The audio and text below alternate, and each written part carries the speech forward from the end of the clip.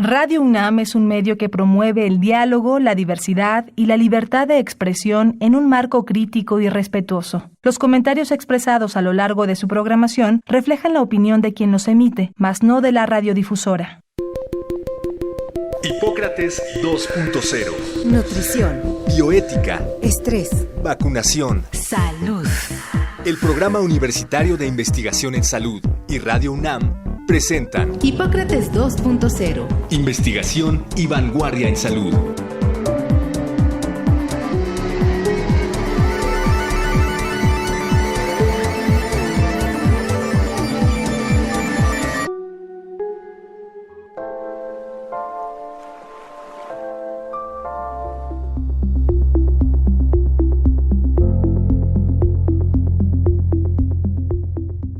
Hola, ¿qué tal? Bienvenidos a Hipócrates 2.0. Yo soy Mauricio Rodríguez. Les agradezco que nos estén acompañando esta semana una vez más aquí en Radio UNAM. En el programa de hoy vamos a continuar una charla con el escritor Juan Villoro, con el que estuvimos haciendo la semana pasada una primera lectura sociológica sobre lo que está pasando en la pandemia, lo que está pasando en México con este inmensísimo fenómeno. Ya hablamos sobre las desigualdades, sobre la información, sobre la inmunidad, sobre el compromiso individual, sobre el bien común, sobre la realidad que parece que supera la ficción. Así que hoy vamos a seguir platicando con él.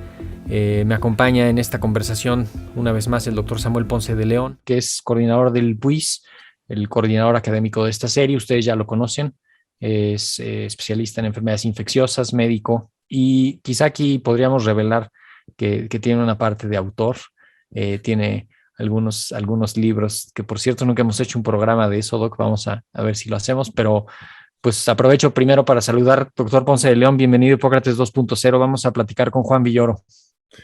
Pues muchas gracias, Mauricio, muchas gracias a todo el equipo de Red Universidad. Magnífica oportunidad poder establecer esta comunicación con Juan Villoro, quien realmente nos va a plantear una visión que no hemos tenido aquí en el programa y creo que es fundamental hablar de los temas que vamos a tocar con él. Muchas gracias, Mauricio, todo el equipo. Juan Villoro, para los que no lo conocen, a ver si es que queda alguien de esos, él estudió sociología y en su vida profesional en torno a las letras ha sido narrador, ensayista, autor de libros infantiles, traductor, jefe de redacción y dirección de revistas y suplementos culturales. Juan Villoro es autor de más de 25 libros de diversos géneros que le han valido importantes premios y reconocimientos. Escribe regularmente en periódicos, revistas y portales electrónicos nacionales e internacionales.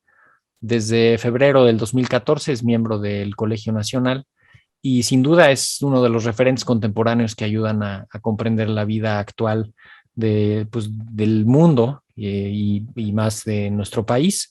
Juan, la semana pasada hablamos de todo lo que íbamos viendo y nos pusiste muchísimos conceptos y muchas observaciones muy valiosas.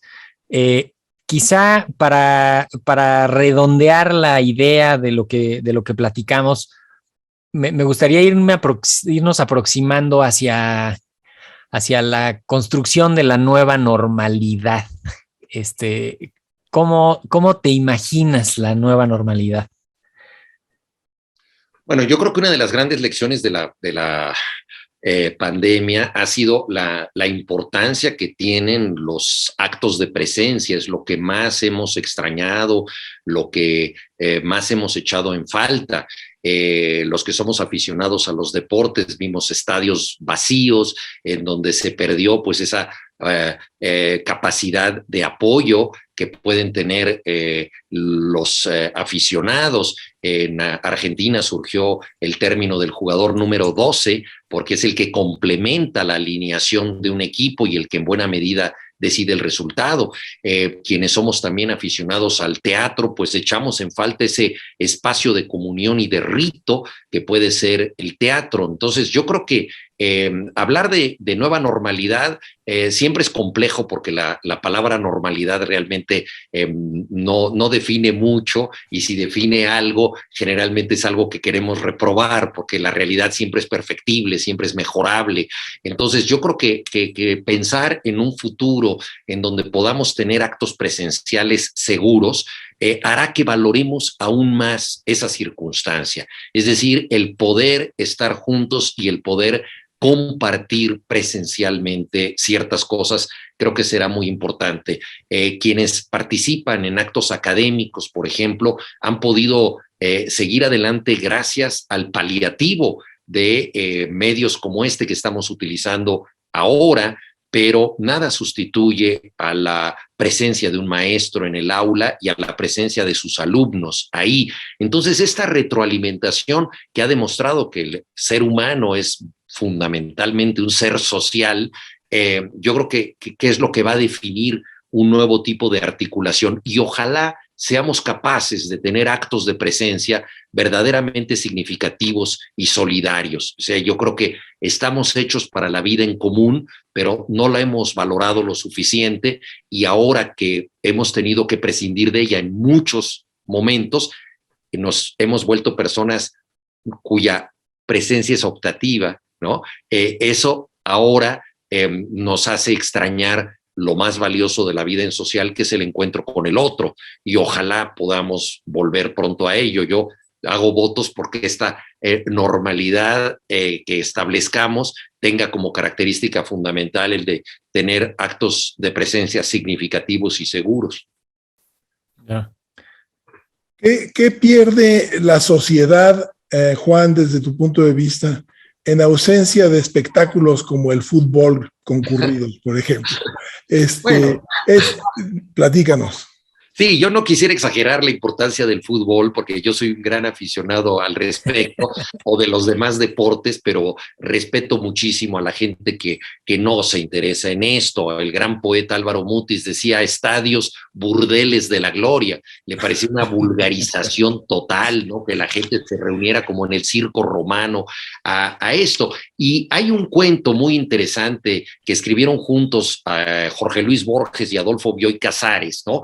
Que se llama Esse est percipit, que quiere decir ser es ser percibido, ¿no? Y es un cuento que trata de que en realidad el fútbol ya no existe con gente, sino que es una representación teatral que se transmite por televisión en beneficio de los aficionados, ¿no? Y en ese cuento de Borges y Bioy Casares se dice que el último partido con gente de verdad ocurrió en 1973 y después todo fue simulación. Bueno, hemos visto esa realidad, es decir, estadios que son como mausoleos en donde disputan jugadores que pueden ser buenísimos, pero que no están complementados por la pasión de la gente, que no tienen testigos, y es terrible que exista una gloria sin testigos. Entonces, la gente, yo creo que es absolutamente esencial, ¿no? Los directores de teatro hablan de la cuarta pared para referirse a ese espectador que necesariamente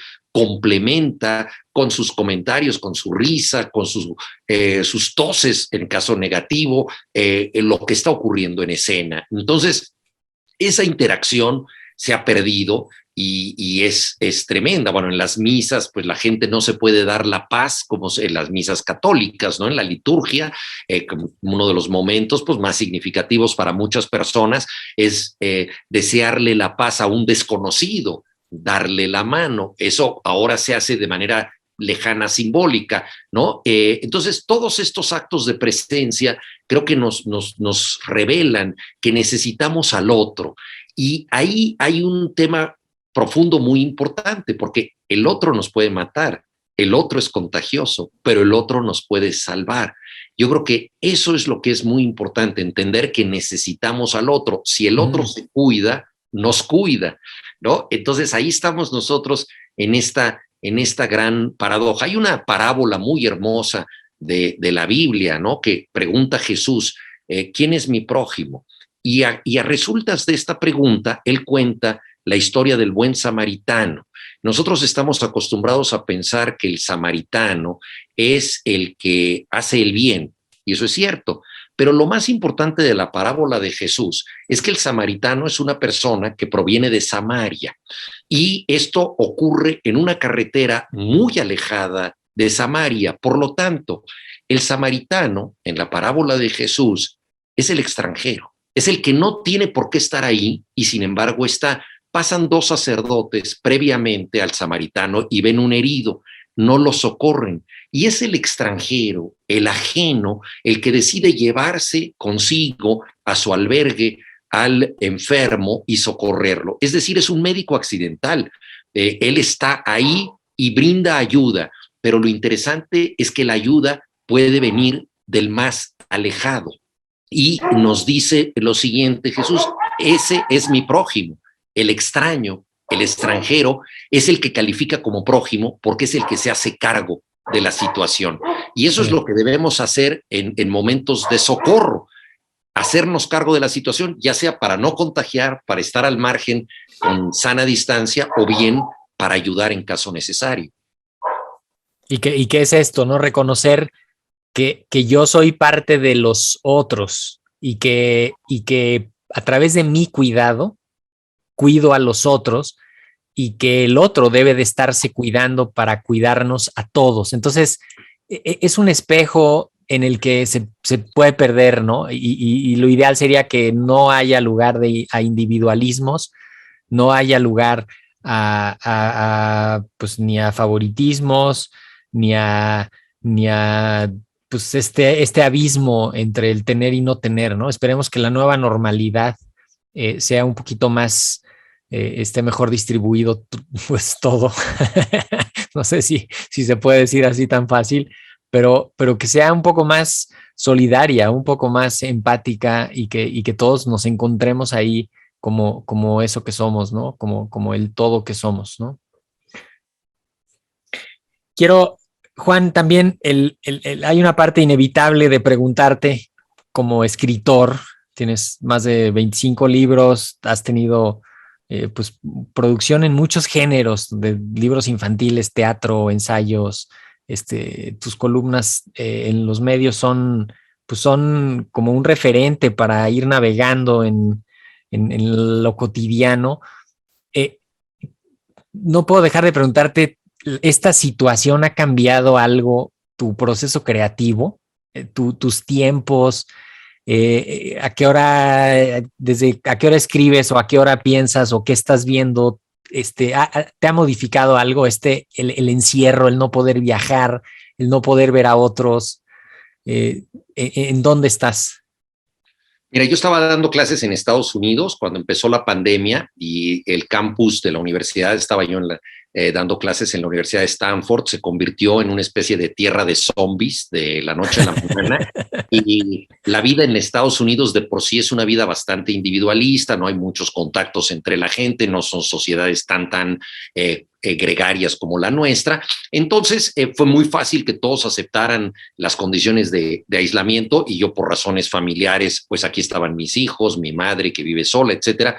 Decidimos regresar mi mujer y yo, y en México nos recluimos en los primeros meses, ¿verdad? Que se recomendaba pues la sana distancia, que era por supuesto un lujo. Entonces, la primera consideración que debemos hacer, ya lo hemos estado mencionando aquí a partir de las desigualdades sociales, es que estar en casa es un privilegio al que no todos pueden acudir. La principal pandemia de este país es el hambre, y hay gente que si no sale a la calle no come y necesita ese trabajo. Entonces, aquí empezaron a llegar vendedores ambulantes de todo tipo, etcétera. Y entonces hubo una reacción doble, creo que en la mayoría de los que pudimos estar en casa, que es por un lado decir, bueno, al fin voy a dedicarme a todas las cosas a las que no me he dedicado porque se me acabaron los pretextos, ¿no? Exacto. Y estoy encerrado frente a la página en blanco, y si no escribo es que soy un inepto, ¿no? Entonces, por un lado era esto, pero por otro lado, la presencia de más gente que toca a la puerta y que te recuerda que no todos tienen este privilegio y que se debe hacer algo, es decir, no puedes ser ajeno al otro. Volvemos a este tema. Y luego también creo que hubo una lección muy clara para nosotros, y es que si soportamos el tedio del encierro, la convivencia forzada con los demás, así sean nuestros familiares más queridos, todas estas cuestiones fue también gracias a los satisfactores intelectuales. Es decir, el ser humano vive en una condición física, ustedes lo saben mejor que yo porque están más cerca de la medicina que yo, somos organismos, pero también somos organismos pensantes, entonces tenemos una existencia espiritual que tenemos que satisfacer, y para sortear el tedio, el encierro, la desesperación, pues la gente acudió a las muy diversas formas de la cultura que hay, desde los memes hasta las series de televisión, pasando por las canciones, los juegos, la literatura, etcétera. Y creo que quedó muy claro que sin gratificación cultural no tiene sentido la idea de individuo, la idea de persona. Confucio, hace muchísimos años, decía: necesito una libra de arroz para vivir y flores para saber que vivir vale la pena. Es decir, no solamente tenemos que tener una gratificación física, tener medicinas, tener alimento, sino que necesitamos una gratificación mental, necesitamos la cultura, los libros. Y entonces creo que en estos tiempos, pues quienes nos dedicamos a contar historias, a leer, etcétera, pues creo que para nosotros fue particularmente evidente que se necesita la cultura para soportar el peso de la realidad, para darle sentido al caos, ¿no? Esa es la dimensión profunda que tiene la cultura, darle sentido a una vida que sin representaciones culturales no la tiene. Y hasta ahora, un poco viviendo el confinamiento, ¿dirías que esto puede favorecer o está haciendo un florecimiento cultural al haber más productividad y más generación de todo esto? Mira, es una gran pregunta, Samuel. Es una gran pregunta porque yo creo que estamos, para decirlo en términos agrícolas, en momentos de siembra en México, pero no necesariamente en momentos de cosecha. También esto nos lleva a reflexiones importantes sobre las industrias culturales, porque una cosa es la cultura y otra cosa son las industrias que derivan de ella. México tiene una cultura poderosísima, la ha tenido desde hace mucho tiempo, en todos los niveles, desde la cultura vernácula, la gastronomía, la canción popular, etcétera, hasta la alta poesía y la música contemporánea, pero no tiene industrias culturales fuertes. Y durante la pandemia, por ejemplo, las principales editoriales estuvieron a punto de quebrar, varias pequeñas quebraron, librerías cerraron, imprentas que no tienen ahorita con qué volver a arrancar. En cambio, por ejemplo, ¿no? Sí, este fue el mejor año de la industria editorial de Estados Unidos. Es un dato importante, es decir, la industria estaba suficientemente montada para que la gente, estando en casa, solicitara muchos más libros. Había ya un hábito lector muy arraigado. En España creció la industria editorial. En cambio, en México, como industria, el mundo de la cultura se vino abajo. Teatros que están también a punto de irse a pique, etcétera, ¿no? Entonces, es un momento curioso porque ciertamente mucha gente ha estado planeando cosas, ¿no? Pero no ha tenido esta expansión. Ha habido, por ejemplo, una expansión de industrias culturales poderosísimas en las plataformas que transmiten series de televisión, ¿no? Son de las industrias que más se han enriquecido, todas las industrias de mensajería que generan unas ganancias impresionantes, pero las industrias culturales en México no han sido suficientemente fuertes para sortear la crisis. Ya. Oye, ¿tú crees que vaya a haber que se haga algún material clásico durante este tiempo, que ya se haya generado algún material clásico que tú digas, híjole, esto va a ser? O que se vaya a escribir algún material clásico también sobre este periodo? Tú, en particular, ¿tú estás trabajando en algo así, en tu obra maestra relacionada con la pandemia? No, para nada. Es muy difícil decirlo. Nunca se sabe, ¿no? En qué momento va a surgir la gran novela de la Revolución o la gran novela de la Guerra Civil Española, etcétera. Exacto. Seguramente esta crisis ha sido tan fuerte que no estoy, creo que equivocado al decir que surgirán extraordinarias películas y productos culturales de lo que hemos vivido. Pero también hay un cansancio al respecto. Yo como autor puedo decir cómo he reaccionado. Como tengo una columna periodística, he estado escribiendo de vez en cuando de este tema, las cosas que me han ido llegando, lo que he ido observando, las lecturas que inevitablemente regresaron a mí porque son testimonio de otras pandemias, circunstancias que me han parecido muy curiosas de la nueva vida que llevamos. Entonces ahí digamos que en el día a día he llevado un cierto registro del tema. Pero creo que uno de los grandes privilegios de la literatura es abrir ventanas a mundos que no existen. Yo creo que hoy en día, si solo hablamos de la violencia que padecemos, llega un momento en que estamos saturados de esta violencia, y creo que una labor disidente de la cultura es abrir espacios de felicidad y de esperanza en zonas donde la felicidad y la esperanza parecen imposibles. Entonces, ante la violencia que tenemos, pues de pronto poder hablar de otras cosas es muy bueno, o conectar el clima de violencia con espacios de solidaridad, de amistad, de amor, etcétera, me parece que es muy importante. Entonces, yo lo que he estado escribiendo básicamente va por otro lado en cuanto a historias que quiero imaginar, porque si en algo quiero estar esperanzado es en lo que no es pandemia. Entonces yo quisiera escribir historias que me saquen de esto, ¿no? Sí. Pero bueno, de pronto como periodista, pues sí cubro cosas que tienen que ver con la pandemia, como me pasó con la influenza. Sí, y estás escrito teatro, ¿te imaginas escribiendo una obra para el teatro en la pandemia, para un teatro por Zoom?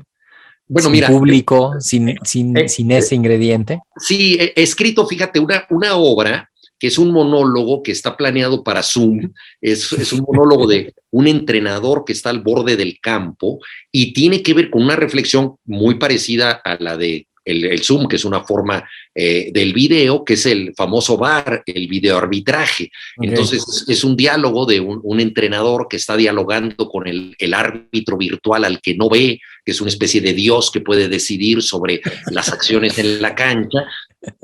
Y obviamente eso sí fue fomentado por la pandemia, fue fomentado por esta sensación de encierro, por esta sensación de que solo nos podemos comunicar a través de video y entonces, en fin, escribí esa obra, pero todavía no se ha representado y estaba yo, bueno, acababa de terminar una obra de teatro para la Compañía Nacional de Teatro y el director que la va a montar, Antonio Castro, me dijo, bueno, pues no sabemos ni siquiera si va a haber Compañía Nacional después de la pandemia, ya no te esfuerces demasiado, ¿no? Sí, pero bueno, sí. Yo creo que una de las obligaciones del arte es actuar como si las cosas fueran posibles, ¿no? Muchísimas obras se han escrito sin posibilidades de ser publicadas o de ser representadas o de ser exhibidas en el caso de pinturas. Entonces yo creo que en ese sentido tenemos que ser nuestros propios mecenas y seguir adelante sin pensar en dónde van a ir a parar nuestras obras. Yeah. Juan, recomiéndanos un par de libros para este momento. Bueno, sí, mira, inevitablemente entre los libros que tienen que ver con lo que hemos vivido, pues yo recomendaría, por supuesto, el de Camerón de Boccaccio, porque es la pandemia en tiempos del Renacimiento y son historias que se cuentan para estar al margen de la pandemia. Recomendaría un gran autor catalán, el Cuaderno Gris, y que habla de la llamada gripe española de principios de siglo que diezmó a millones de habitantes. Recomendaría El amor en los tiempos del cólera, ya más cerca de nosotros, de Gabriel García Márquez, y por supuesto La peste de Albert Camus. Yo creo que estas son grandes lecciones que hemos tenido nosotros surgidas de epidemias. Por cierto que la peste es un tema muy interesante porque Albert Camus escribe metafóricamente de esto pensando en la ocupación nazi. O sea, él no está pensando en una pandemia viral, pero convierte la amenaza en una amenaza biológica, y en su tiempo fue criticado por algunos precisamente por esto, porque decían lo que es un problema social tú lo conviertes en un problema epidemiológico. Y él decía, es una parábola sobre el ser humano. Las epidemias sacan lo mejor y lo peor de nosotros, lo mismo que la ocupación nazi. Entonces, una amenaza social puede tener las mismas consecuencias que una amenaza epidemiológica. Es muy interesante porque él ahí está nuevamente pensando en esta categoría que es finalmente la biopolítica, o sea, cómo el virus es una amenaza que es epidemiológica, pero que tiene consecuencias sociales muy claras. Muy interesante. De hecho, pienso en algunos de tus libros. Qué bueno que no cayó el encierro y el confinamiento y el quédate en casa. No hubieras podido escribir Albercas, no hubieras podido hacer tu viaje del que salió Palmeras de la brisa rápida. ¿Por qué te hubieras tenido que quedar en tu casa? Seguramente también se quedaron truncos algunos proyectos literarios de muchos que los obligó al encierro o que les hizo justamente no tener la posibilidad de quedarse en casa y escribir, ¿no? Esperemos que sí, lo que pasa es que los mejores viajes, Mauricio, suelen ser imaginarios, ¿no? Hay que recordar que el Quijote se le ocurrió a Cervantes en una cárcel. Nada estimula tanto la libertad como la posibilidad de estar encerrado, ¿no? Entonces fue en una cárcel donde surgió la máxima obra de nuestro idioma, y esto lo debemos recordar todos. Estando confinados, tenemos que imaginar ventanas de libertad, y ese es el sentido justamente del acto creativo, y bueno, espero que hayamos aprovechado el tiempo. No hablo por mí, pero estoy seguro que han surgido grandes obras maestras que conoceremos en el futuro. Lo que sí es cierto es que en estos minutos lo hemos aprovechado muy bien. Ha sido muy interesante toda esta conversación. No, hombre, muchas gracias a ustedes, Mauricio y Samuel, por esta oportunidad de hablar sin tener ninguna autoridad para usar una bata blanca. Bueno, lo que pasa es que es importante también, y lo reconocemos implícitamente, que las pandemias, las epidemias no son problemas de salud exclusivamente. Es un problema social amplísimo, en toda su magnitud, afecta todos los aspectos, y lo estamos viendo y lo vamos a ver a lo largo de los próximos años. Las consecuencias de esto, que irán siendo menores en el ámbito físico individual o colectivo, vamos a tener consecuencias sociales, educativas, etcétera, muy importantes. Eso es muy importante, y a mí una cosa que me preocupa mucho es que para salir adelante, numerosos gobiernos han estado pensando en programas de inversión que tienen que ver con temas médicos, por supuesto, y sobre todo con temas económicos, pero entonces se descuida lo otro. Si pudimos soportar la crisis fue porque la entendimos como un problema social complejo, pero no podemos sortear la crisis sin educación, sin investigación científica, sin cultura, sin gratificaciones mentales y espirituales. Entonces, desgraciadamente, muchos gobiernos prescinden de esto que se considera muchas veces aleatorio y que, sin embargo, fue lo que nos salvó del delirio y la locura mientras estábamos encerrados. Sí.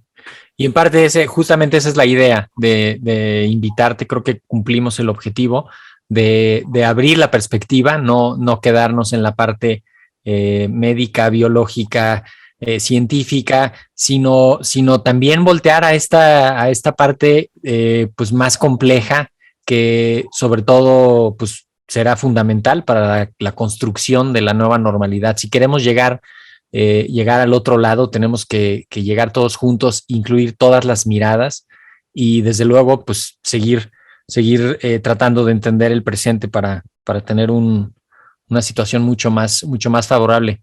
Creo que con esto tenemos que irnos despidiendo. No sé, doctor Ponce de León, ¿con qué quieres cerrar? No, pues nada más, quizás irremediablemente tendría que preguntar ¿cuál es tu perspectiva del Barcelona ahora que ha perdido a Messi? Suena ominoso y terrible. La nueva normalidad del Barcelona. Exacto. No, pues ese es el fin de una época. Ha pasado más tiempo Messi en el Barcelona del que pasó antes de llegar al Barcelona. Él llegó a los 13 años ahí, ha hecho toda su vida en ese equipo, fue el jugador fundamental que ha tenido el Barcelona y evidentemente es el fin de una época. Ahora también habla de los absurdos del fútbol porque él se va llorando, pero se podría haber quedado si hubiera aceptado rebajarse el salario.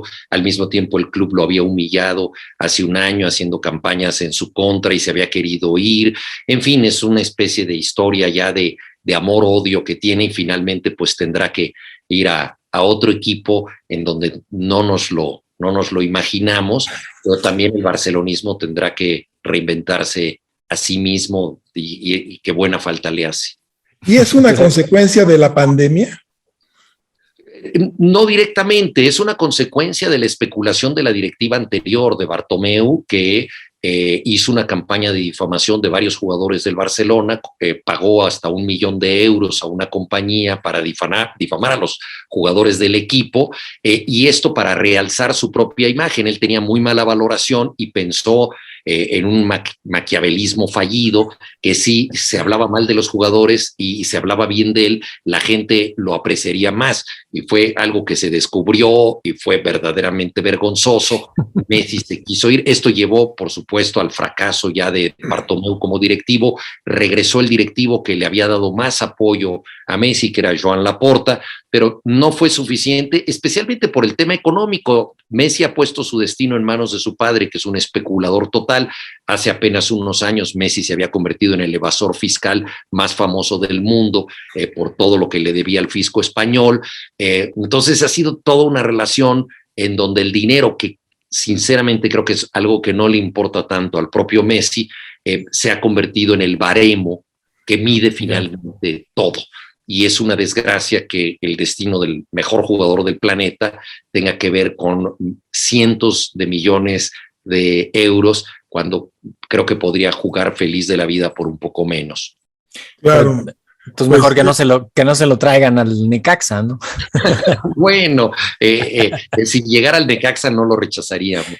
Y con estadios que no se pueden llenar, imagínate qué frustración, ¿no? Sí, después de ver los estadios llenos por la gente que iba a ver a Ronaldinho, imagínate ahora con un gran futbolista y los estadios a la mitad, se nos vuelve a reactivar la quinta y la sexta ola, ¿no? Muy bien, pues esperaremos con mucho interés el monólogo por Zoom para teatro virtual que estás preparando. Muchísimas gracias, Juan. Gracias a ustedes dos. Muchas gracias, Mauricio y Samuel. Gracias por todo. Muchísimas gracias, Juan. Mucho gusto. Bye. Bueno, pues con esto terminamos el programa de hoy. Fueron 2 sesiones valiosísimas. Las aportaciones de Juan Villoro, del doctor Samuel Ponce de León, nos ayudan a entender la complejidad del fenómeno que estamos viviendo desde hace varios meses, no solo en México, sino en el mundo. Esperamos que haya sido de su agrado y que nos acompañen la próxima semana aquí otra vez en Hipócrates 2.0.